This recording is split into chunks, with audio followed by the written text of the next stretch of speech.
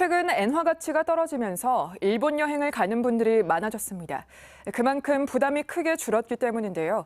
반면 일본에 수출을 하는 기업들은 환차손으로 경영에 어려움을 호소하고 있습니다. 변한영 기자의 보도입니다. 지역 농가가 재배한 이 장미는 선별 작업을 거쳐 일본 수출길에 오릅니다. 일본이 유일한 수출국인 이 기업의 한 해 수출액은 30억 원이 넘습니다.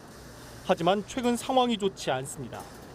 물가 인상으로 생산비가 뛰면서 지난 4월부터 장미 한 송이 가격을 6% 인상했는데 엔화 가치는 10%나 하락했기 때문입니다.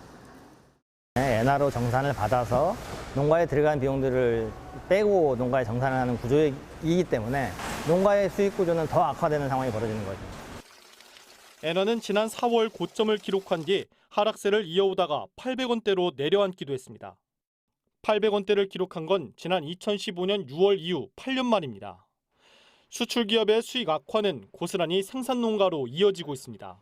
최종적으로 정산을 하게 되는데 엔조로 인해서 저희가 이제 농가로 다시 돌아오는 정산 금액이 많이 줄어서 화훼뿐만 아니라 자동차 부품과 화학 원료, 철근 등 일본 수출 품목들은 모두 똑같은 상황.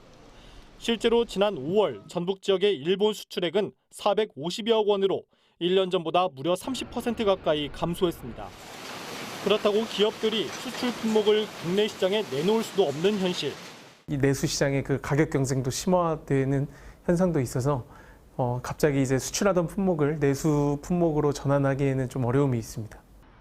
자국의 경기를 부양하기 위해 금융 완화 정책을 고수하고 있는 일본. 엔저 현상은 당분간 이어질 전망이어서 수출 기업들의 타격을 최소화할 대책이 필요해 보입니다. JTB 뉴스 변한영입니다.